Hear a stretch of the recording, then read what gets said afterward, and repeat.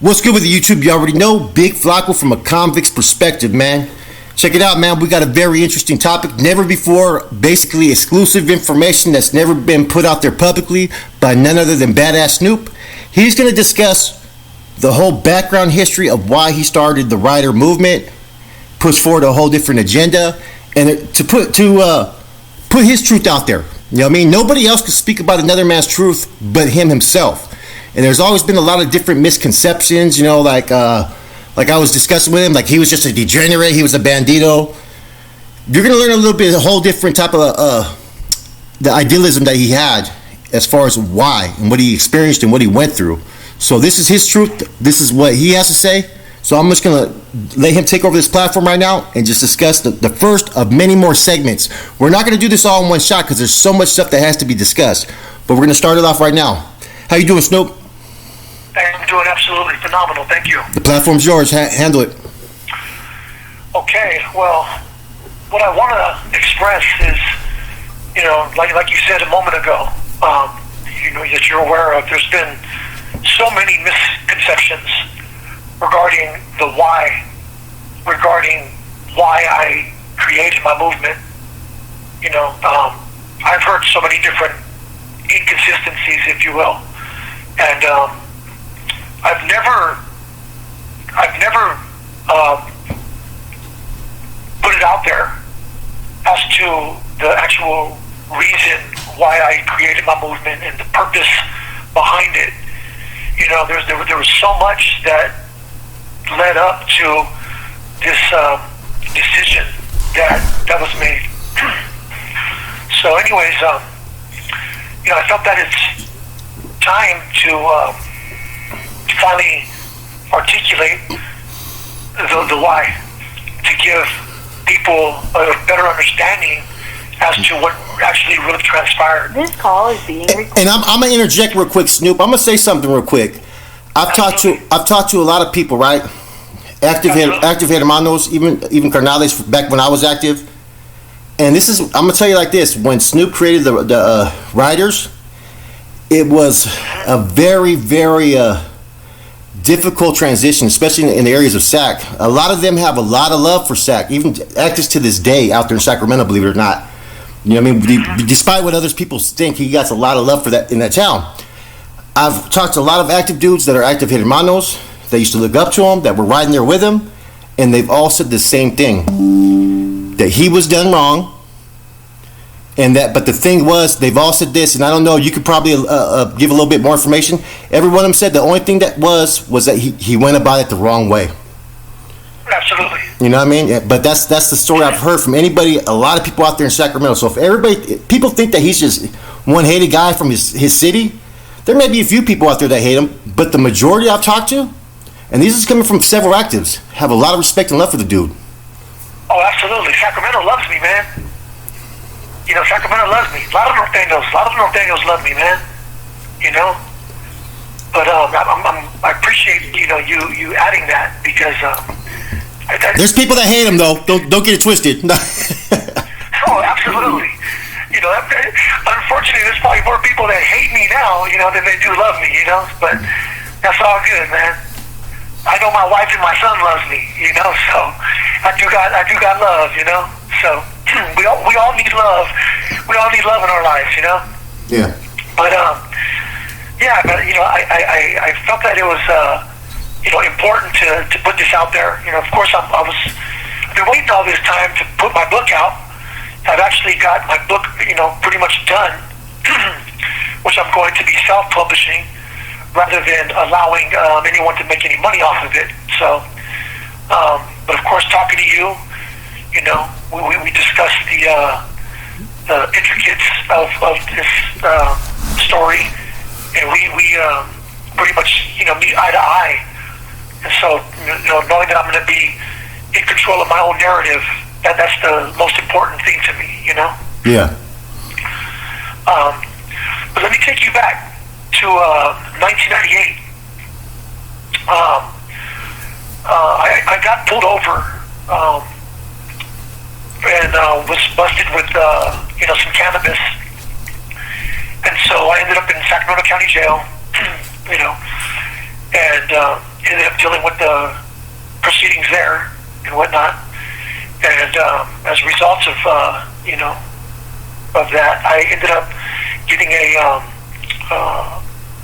parole violation on top of This call is being recorded. So I went ahead and accepted 6 months and was immediately sent to DVI. And so I got to DVI and went to East Block, which is the orientation area.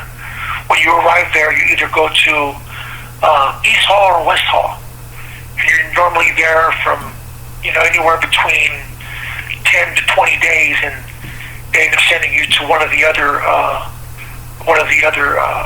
dorms. One of the halls. And so I ended up in G wing.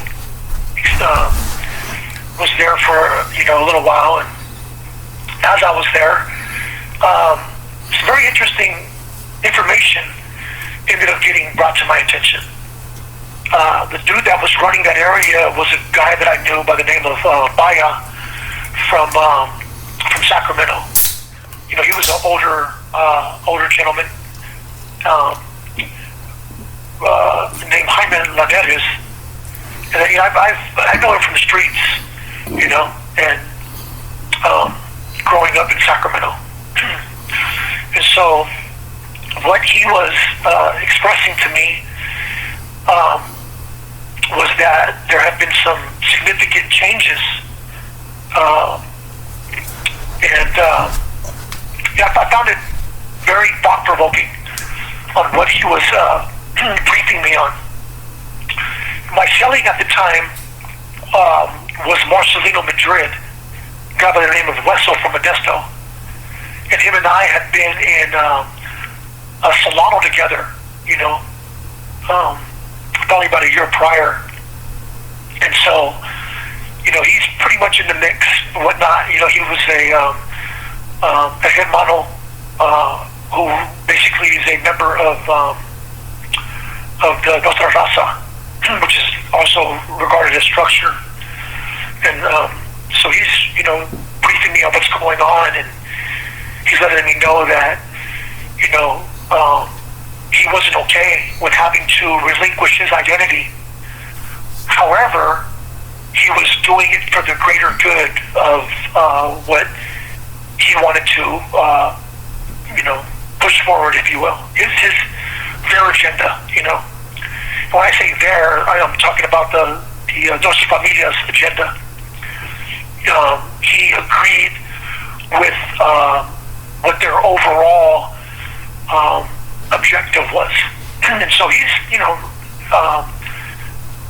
discussing this with me, and he's, we're having pretty heated discussions, because basically from what they're expressing was that from this point forward, Norteños were going to be educated to the Norteño, the Hermano format and the 14 bonds. Now, mind you, I've never been okay with the Nostra Raza's plight. As I, previously conveyed, my previous term, I had constant controversy with these guys. Let me ask you something. Is it the plight, or is it the application of those individuals that are pushing that plight? Because I always thought the plight was honorable, but not the people that pushed it forward. Well, let me go ahead and rephrase that, if you will. It was the people that were pushing this agenda. That's what I thought. Okay, just wanted to clear. It wasn't necessarily, like I said, the Norteño struggle was something that was very near and dear to me. Exactly. The Norteño cause was something that I had educated myself to. But as you know, many, I'd say probably, I would estimate at least 75% of the people who inherited, these positions on these yards, they ended up having ulterior motives behind the agenda that they were pushing. So it was more so the heathens that were pushing said agenda. So, absolutely. So, like I said, here I am in the cell with the guy who was a head mono. You know what I'm saying? This guy was a friend of mine. So, everything that we're discussing, we're both just having debate, if you will, and it's a debate where we can both speak freely, and so he's basically, telling me, his perspective of things, and I'm giving him, my perspective, in my opinion, and he's, when it comes to, the bonds and the format, this is something that I've never educated myself to. This guy had previously been a head mono, so he was letting me know, he was sharing it with me and showing me This call is being recorded. the changes that have been made. Now, mind you, there weren't many changes that were made, and my biggest issue was that, I was contrary to structure. I've had previous, rivalries, if you will, with structural. So, there was internal conflict. So, he's giving me an overall breakdown of the whys and what the what the objective is and whatnot. So, I'd say probably around about 65% I was in agreement with. I did appreciate the fact that the Nuestra Raza had been abolished. That was my main issue, that they had been abolished, that they were no longer allowed to refer to themselves as hermanos. But what I found very interesting was that from this time forward, they were going to be acknowledged as Norteños. So I found that very interesting. Actually, I found it confusing, to be honest with you. But I say that, to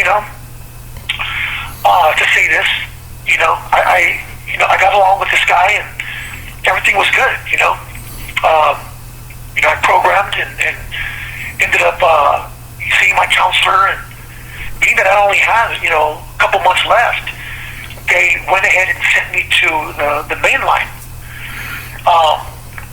DVI is a Norteño stronghold, and once you go to the reception area, after you see your counselor, they'll put you up to prison. They'll put you up for transfer to another prison, or if you meet the qualifications and whatnot, and you're a level 3, then they'll send you to the program side, the mainline side, which is all in the same facility.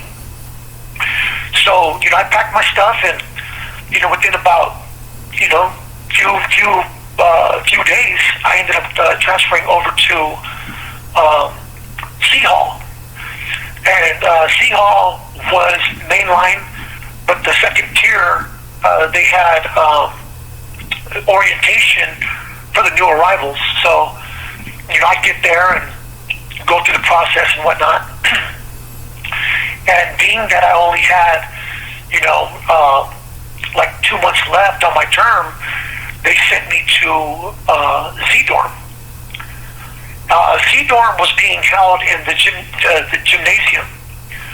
And, this isn't just a regular dorm. This is literally the whole gym. So there was several hundred people that were housed right here, At the time, CDCR was going through, an influx of individuals that were coming through. So they literally were stacking, 3 men per bunks. There was literally every bunk was 3 inmates. That's terrible too, huh?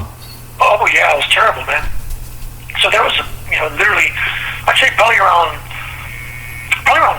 500 individuals, 500 inmates, in this gymnasium, maybe more. I never did the total count of how many, but there was quite a few.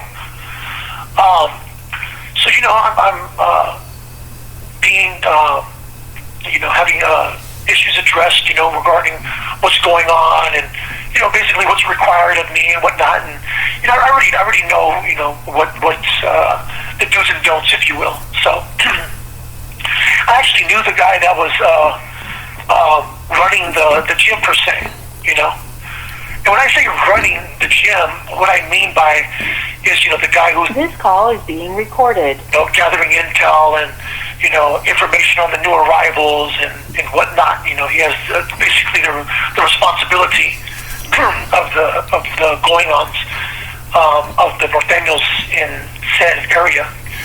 So he's telling me what's going on and whatnot. The guy's name was Silent, and he's letting me know what's what, if you will. So I was able to go to the yard a day after, and I was able to see that I had some friends of mine that were on the yard, and so we were just discussing what was happening, and of course I had some issues that I wanted to bring to the attention of some of these guys that I know, because like I said, I wasn't 100% okay with what was being enforced. When I say that, the new agenda, if you will, as a Norteño, you didn't really have a choice of the matter. This is something that was already, predetermined, in Pelican Bay, in Corcoran Shoe. This decision wasn't open for debate with the people that were enforcing these new policies, But of course, like I said, I've always been very vocal. I'm not somebody that just automatically succumbs to, what's being conveyed, So I'm discussing these issues, and one of the main issues that I'm expressing is the fact that now it's being encouraged that we now educate ourselves to the bonds and the format. Now, mind you, prior to 98, the format was regarded as the Hermano format. Yes. Now they've made some changes, and now they're calling it the Norteño format. And so they took out the word Hermano and put in the word Norteño. And basically they really didn't change it. All they did was add to it. They added a couple more paragraphs, which basically conveyed that, what the objective was and what, their goal was. And, now once you got out to the streets, you would, be given an opportunity on whether you wanted to function or not. Now, mind you, with me, I'm not accepting this. What I mean by that is This call is being recorded. the format and the bonds. I'm not going to learn this because I am not going to be sucked into the vortex of what was being enforced. But that doesn't mean necessarily that I'm not willing to program. I've always been willing to program as a Norteño.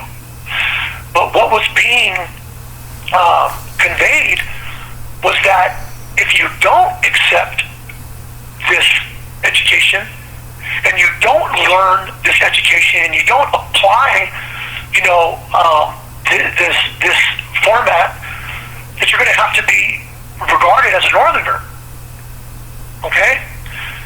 So what they were doing was basically, to me, as a Norteño, as a functioning Norteño, as an active Norteño at that time, you're basically trying to take my identity. And I wasn't okay with that, And I voiced this belief. It's more than just an opinion, because I am, gathering this info. I'm accumulating this intel from guys that are more educated than I am in this agenda. So, this has been going on for several months. Like I said previously, I was already in the reception center where this was being distributed. And as I conveyed, I had a cellie that was very educated, to the conditions and circumstances, and was trying his best, to convince me on why it would be a good decision, for me to learn the format and learn the bonds. And I was adamant that I wasn't okay with it, and that This call is being recorded. And so, anyways, lo and behold, my friends, they felt the exact same way as me, man. And so I'm like, okay, so what do you guys express? Yeah, we're not accepting that shit. I said, okay, so what was the results of that? Are they, are there any consequences behind that? What's the the result? And they said nothing. They said, but we're no longer Norteños. And I'm flabbergasted. These are guys that have been Norteños for many years, man. And I'm just literally flabbergasted, man. Well, what do you mean you're not Norteños? They said, well, we're still Norteños, but we just have to refer to ourselves as Northerners now. I remember all that. And yeah, I was floored, man. I couldn't believe it. I literally asked, man. What do you mean Northerners, bro? Are you okay with that? And they're like, well, we don't want to learn we don't want to go by the format and the bonds. I said, so what about the other Norteños on this yard? And they said, well, that's, those are basically hermanos now. I said, hold on, but what about those of us who have put in work for the cause, that are, believers of the struggle? They said, well, what's, what's happening now is if you want to learn that, then you can refer to yourself as Norteño still. And so I was very troubled by this information. This wasn't expressed to me, by my boy Wessel. He didn't convey this. So, we meet up with a couple other homeboys, and there's a couple guys that I know as well, that I've heard of, that know of me, and I'm introduced to them, and I immediately let them know what was going on in the reception, and what I expressed to both the chain of command where I was at, and as well as the Norteños. This call is being recorded. One of the guys that I was, on the yard with at that time over there was a guy by the name of Mario Diaz. He's a few years older than I am. He's maybe about a generation Weasel before me. And come again? Weasel from Castroville? No. Mario Diaz is a gentleman by the name of they call him Rocket from Broderick. Oh, from Broderick. Okay. Yeah, his younger brother, me and his younger brother are really good friends. That was my cellie in Susanville. His name was Chewy Diaz. He's rest in peace now. But me and Chewy Diaz were really, really close, man. That was my really good friend of mine. But so Mario was right there with me, and he felt the same way as I did, and like myself, he had conflict with the Nostra Raza at the previous prisons that he's been at, but to provide a little bit of insight, there was a lot of Norteños that had got in conflict with the Nostra Raza at different facilities, and those of us who were had incidents that ensued, they considered it red on red, and so we were put on what was called the bad news list. And what the bad news list means is that with those who are a part of the Nuestra Raza within the Hermano, inner circle, we were deemed as, basically being bad news. So if we arrived to the yard, we were basically targeted, or they could determine whether they wanted to try to have us removed, or we could be given an opportunity to either clean up. What I mean by clean up is put in some work for them, and so on and so forth.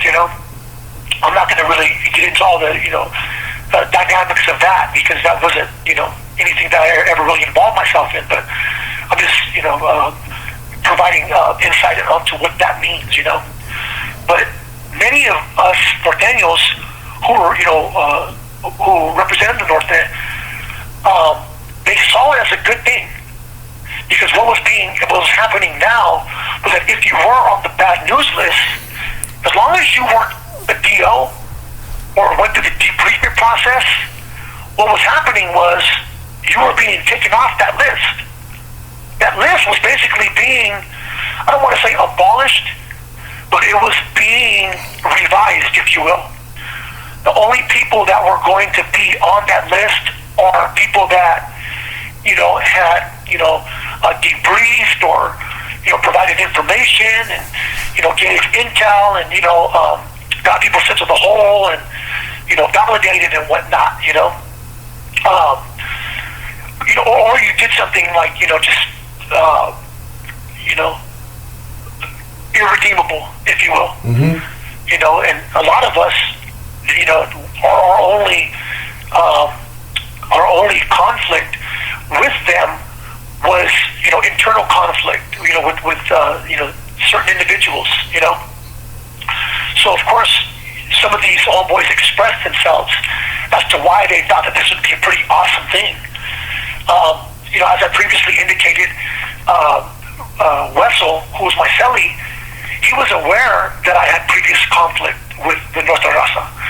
So he was, expressing that, hey, that's done. That's done and over with. Your name's going to be, off the P&L. But I still wasn't okay, because my thing is this: if for some reason I'm, searched, or my cell is searched, or my person is searched, and they find this format and 14 bonds, I'm going to be validated as a member of structure. IGI don't give a damn whether This call is being recorded. changes that have been made. I don't even know if they're really aware of what's going on, because this is all new information. This is new data, new intel that's being provided. So I don't even know if they're aware of all the intricate dynamics that are going on. So I'm just like, hey, I'm not gonna sit there and allow myself to be validated as a hermano. I'm not with that. So I'm expressing this to this group, and I wasn't sure, man, if I was going to be able to stay on this yard or not, and like I said, I only had, probably around 6 weeks left to the house, man. I was just like, fuck, how, I wasn't sure how I was going to deal with this, So anyways, I was introduced to the guy who ran canteen, and he said that he'd be able to, get me in there tomorrow and the next day, and I walked the yard with the homeboys and enjoyed myself. Now, mind you, this yard literally had probably around, just a rough estimate, probably at least 90 Norteños on the yard. So, we were literally probably the biggest group segment there. Now, one thing that I did realize was that within this 90 Norteños, there's probably around 30 that were previously hermanos. Wow. Now, mind you, they were referring themselves as Norteños now, but they were previously clicked up, if you will. But these are the guys that are basically running the yard. Yeah. But there was also a group of guys that I knew, that guys that I was with, that are referring themselves as Northerners, man. So, I'm letting these guys immediately know how I feel about that. I'm not okay, and this is my opinion, and this is, my perspective, and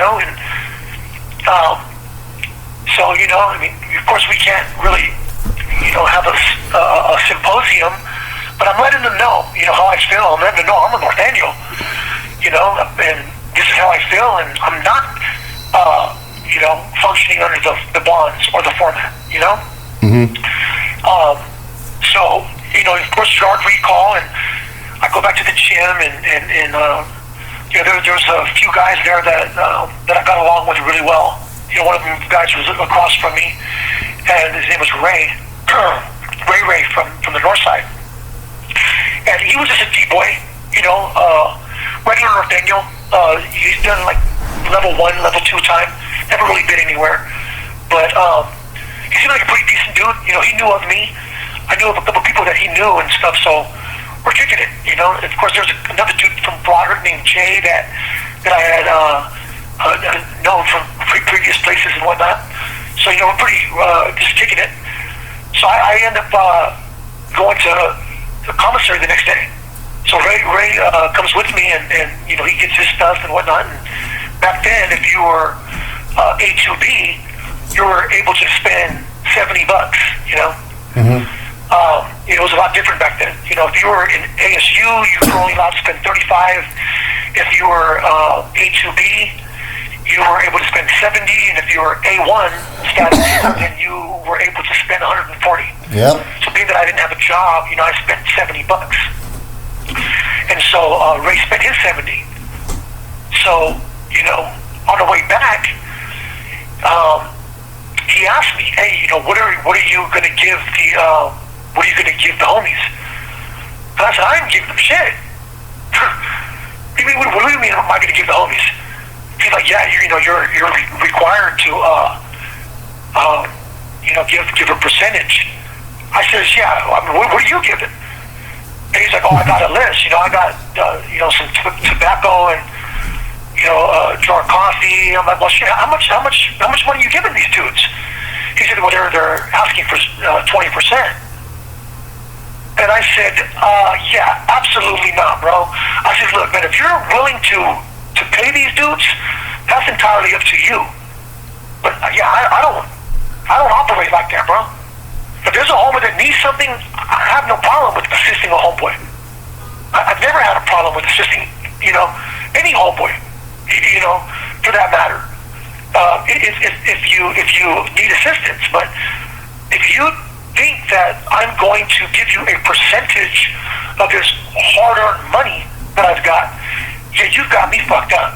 Is what that comes down to." So I tell them straight up, "Look, if you give it to them, that's up to you. But yeah, I can't fuck with you no more, bro." And he's like, "Well, what do you mean?" I tell him straight up, "Look, This call is being recorded. yeah, I don't get out like that."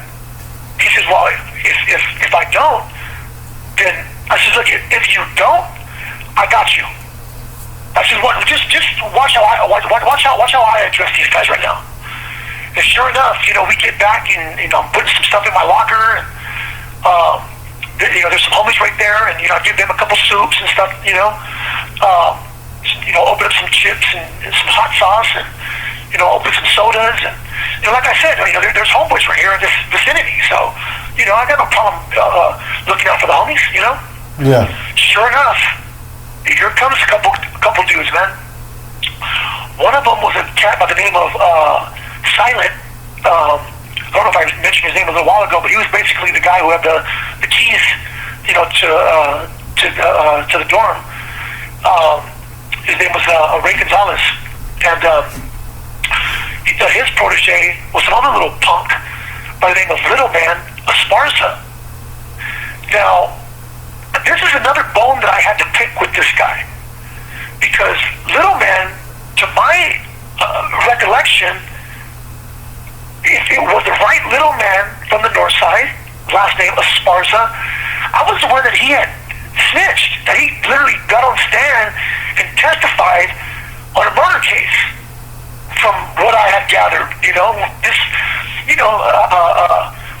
the inner goings-ons of the game, we are aware of who's who and what's what.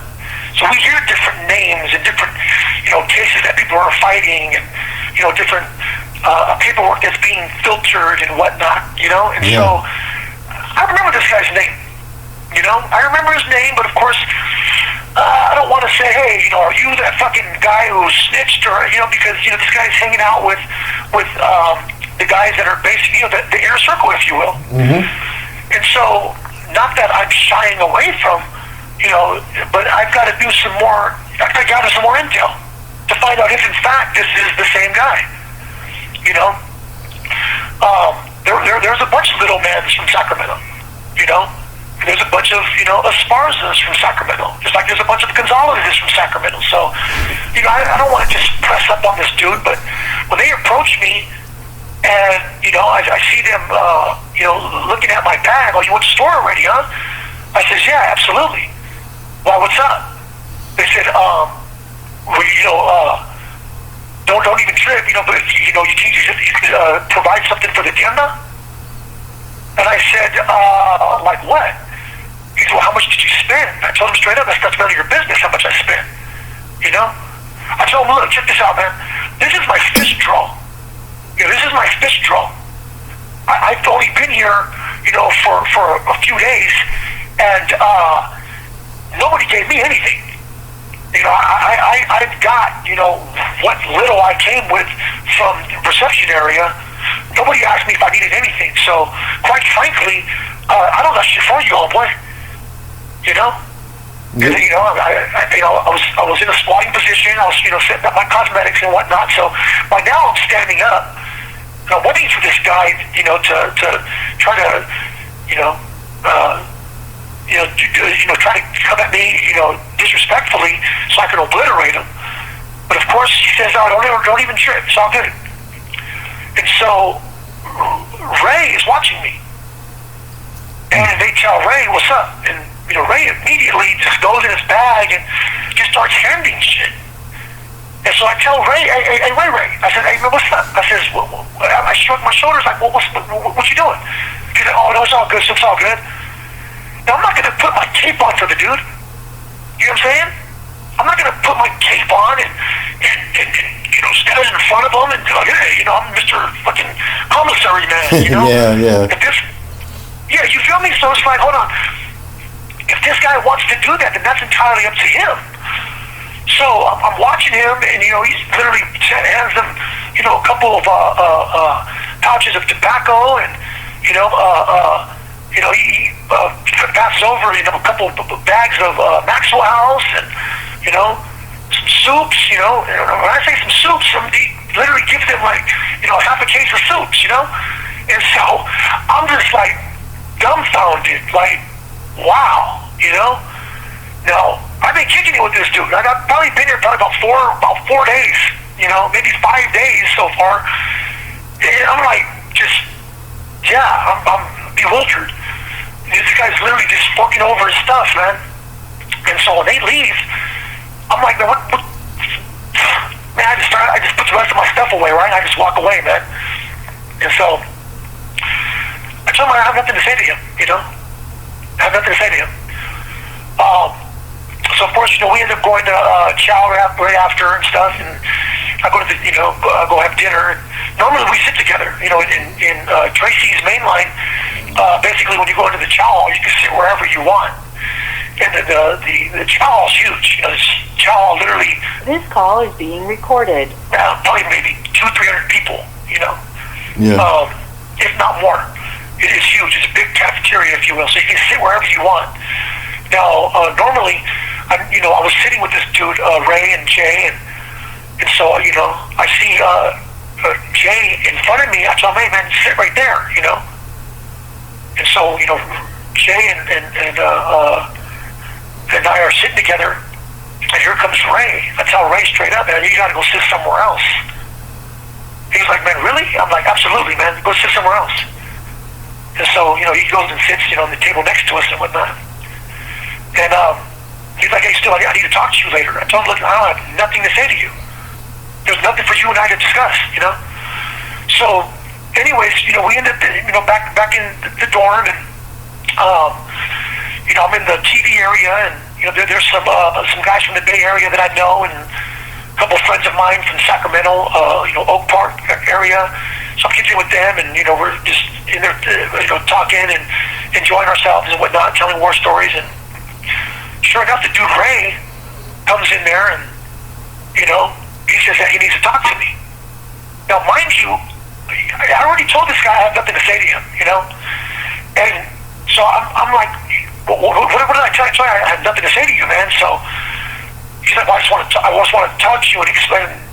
I wasn't going to continue talking any further, so I literally just reached my hand back and just slapped the living shit out of this dude. You know, I literally came from the waist, you know, I stepped into it and just slapped the dog shit out of this dude, man. Ain't that the best? And, come again? Isn't that the best sometimes when you do that just to make a point? Oh yeah, absolutely, man. You know, absolutely. So, you know, he stumbles back, and I tell him, man, get the fuck away from me, you know. And so I'm waiting for him to advance and stuff. You know, he's not a little guy. You know, he's like literally, you know, probably the same size, if not a little bit bigger than me. You know, so he just accepts it. You know, he's holding his face and he just walks away. You know, he runs away. So that was that. You know, so everybody's laughing and shit. I get back to my conversation. So, anyways, you know, when we leave the TV area, there I see him over there with the guy Simon. You have 1 minute remaining. Oh, goodness. Okay. Yeah, so anyways, when I leave the TV area, I immediately noticed that this dude, Ray, is over there talking to Silent, Little Man, and another gentleman named Cash from Salinas. And so he's, you know, and I already know what he's doing. He's over there telling on me, you know. And, you know, quite frankly, I really don't give a damn, you know, because, I mean, he This call is being recorded. and so that was that, you know. I'm in my bed area now, and Ray's right across from me. And so I don't even ask him what you were doing, you know. I really don't care, you know. But of course, I'm watching this dude, you know, just in case, you know, he has anything, you know, has an issue he wants to address. Of course, you know, he didn't. So the next morning, you know, I get up early and you know, wash up and whatnot, and later on, you know, I'm approached by Silent. Silent's like, you know, what happened? That's all, I'm straight up. You know, I'm not going to discuss that situation, man. You know, dude, you know, was acting like a bitch, right? So I treated him like one, you know? They're like, well, you know, normally, you know, you have to get disciplined for that, you know? I says, yeah, but, yeah, that's not happening with me, bro. You know, fuck that dude. He's a little punk. They said, well, he was saying that it was, you know, because he provided for the tienda. I says, look, I don't know what he told you. I don't care what he told you, but I'm telling you straight up, man. Dude's a bitch. You know? I'm not going to discuss that issue. And that was that. And so, you know, of course, I'm aware that, you know, that might not be that. But like I said, you know, that was my issue with Ray, you know? And the reason why I slapped him was because I let this dude know on several occasions I had nothing to say to him. What he chose to do was entirely up to him. If he wanted to provide, you know, all of his store, you know, that's entirely up to him, man. But what it comes down to is, I'm going to advocate for you if you're willing to advocate for yourself. He wasn't willing to do that. So, you know, fast forward, you know, I come out to yard, and, you know, as soon as I come out there, my boys are, you know, telling me, you know, that they heard about what happened. And so I'm telling them, yeah, absolutely that happened. I'm, you know, explaining what happened and what transpired and why. And So we're just laughing it off, It's no big deal. So, a couple days pass by, get a visit, which was very, it was wonderful, Tracy is literally only probably around an hour from Sacramento, so, the visiting room was, all day visits, and I really enjoyed myself, went out there, had a real good time and whatnot.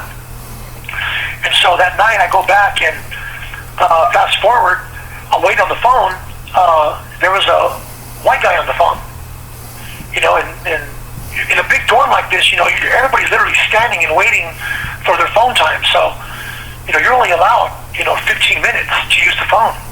So, it's my time. We a couple minutes, I'm waving to the guy, and hey, that's my phone's on next. He holds his hand up, like, yeah, go ahead and wait, wait, please, And so, after 4 minutes pass by, I say, hey, you gotta hang that phone up. So, what I didn't mention, I don't know if your viewers know or not, but at this time, in CDC, the Sureños combined forces and program with the white boys. They know. The white men, if you will. Mm-hmm. And so, that increases their numbers. And so in the gym, there was quite a few Sureños in this gym. There was, I believe 30 Sureños in this gym, which is a pretty big head count for, such a small area, especially in Tracy, And with the whites, that increased the numbers by another 10, 15, And so the Sureños are have an area that they kick it at near the phones. And so they're... This call is being recorded. Emphasizing to this dude to get off the phone. So I approach the phone, and he hangs up, and he walks over there to the Sureños, and, he's talking to them and whatnot. So I get on the phone, and I can see that that basically from what I'm noticing, through my peripheral vision, they're basically asking me, why'd you hang up the phone, I can't exactly really hear what was going on, but I mean, I knew what they were inquiring. They're looking over at me, and so I'm just talking to my girl, and just let her know I enjoyed the visit, and she's coming up tomorrow, and everything's good, everything's going good. Just told her I don't know if I'm gonna be able to stay here or not, but it's good, so far, I'll talk to you tomorrow. I just let her know that I wasn't sure whether, if I was going to continue to program here. I didn't know whether they were going to, the homeboys were going to address the fact that I don't want to learn the bonds. Now, that was my biggest issue. The program here was pretty tight. I don't want that to be misconstrued. This was a strong functioning yard, man. It's just that I did not agree with the enforcing of education, Not that I don't like being educated. I'm very well educated. I immerse myself when it comes to books and learning things, It's just that I don't want to learn this education that they're saying, is now mandatory. I'm not fine by that, and I'll get back to that later. But one of the Sureños walks over to the phone area, and I've been on the phone with my lady for probably around maybe 10 minutes, and the dude says, hey, it's my phone time. And so I see the Sureños and the whites looking at this guy. So I automatically assess, he's a pretty big dude. I've had my eyes on him, every day since I've been in this area, because I can see that this guy is like, kind of like one of the main Sureños, in this region. So I can pretty pretty much gathered that he wanted to impress these guys by showing that he's Mr. Macho. He's going to get me off the phone. So, not that I have a problem with getting off the phone, but I still got a couple of minutes. As soon as I say it's my phone time, I tell him, give me a minute. And so I said, yeah, and he's like, so he's trying to mock what I just did to this white guy. And so I'm not okay with that. I'm not okay with that. So I see. This call is being recorded. I was doing, he's like, hey man, come on. Get off that phone. Mind you, I guess you don't have to be there in order for you to understand, his body language, but he's being very disrespectful. Okay? So I tell my lady, you know what? Don't come up after tomorrow. She's like, why? I said, it's just don't come up. And she automatically knows. Okay. She gets it. So I hang up the phone and I immediately I leave the area. I leave the phone area, and I can see that these guys are mocking me, man. So I take my chain off. I take my watch off. I open my locker. There's homeboys in the area, and silence right there. What I didn't say was that we're about to eat in a little while. So whenever we eat, all the homeboys get together, and a couple of us cook and whatnot. So I got a bunch of items right there. Some soups and some rice and beans and whatnot. Because we're about to bust a spread and make some burritos and stuff. So he sees that I'm bothering. I tell him, hey, look, man, I'm about to smash this dude right now. And he's like, who? And I said, the Southsider. And he says, what are you talking about? I'm like, yeah, man, this dude just disrespected the fuck out of me right now, bro, over the phone. And he's like, look, tell me who it is, and I'll go deal with it. I'm like, no, I got it. I'm going to deal with it. He's like, look, what are you planning on doing? I said, dude, I'm going to go fuck this dude up, He just like, you can't do that. I said, oh, I'm going to do it. So I'm going to do it, And so I put the stuff up, put my lock on my locker, and I stood up, and he's like, hey, look, Snoop, you can't just rush this dude, man. I told him, look, I'm gonna go smash this dude right now. And you can talk to them if you want and see if they'll keep this one-on-one. He's like, dude, they're not gonna make it one-on-one. It's gonna kick off. I said, okay, well then so be it. So next he follows me, and I see that schmuck I was telling you about, Little Man. He's right there, and the dude Jay, he's standing right there. So I'm like, okay. So I tell the guy, hey, I need to holler at you. And he's like, I'm on the phone. I tell him, yeah, well, I need to get at you, man. So go ahead and get off that phone. And so he's like, so he knows, I'm ready for some action. So he's like, oh, is that right? He's like, okay, I'll be off the phone right now. So he wasn't scared, he was with it. So he hangs up the phone. He takes off his shirt and tosses it over to the to where his homeboys were sitting. And he walks up on me, and I just crack him. We start locking him up. I end up dropping him and get on top of him and just beat the brakes off of him. So I see that two Sureños come running towards me, and I get off this dude and engage in combat with these other two dudes, and we're going at it, man. It doesn't take long for the officers to yell, get out, and I immediately get pepper sprayed, and I get tackled by the correctional officers. They're on top of me, and I'm hearing footsteps, and I'm thinking that it's kicking off. So of course they get everybody down, and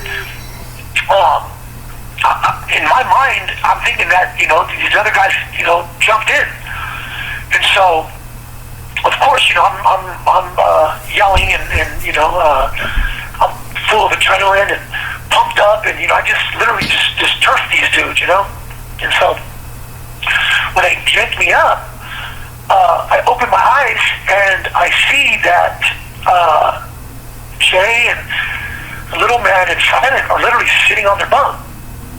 You know, these guys were not engaged in battle, man. So they escort me out of the area and take me to medical, and I get cleaned up. So I'm able to rinse off, with some saline and some water and whatnot, get the pepper spray out of my eyes, and they end up sending me to This call is being recorded. K-Wing. Bam, right there.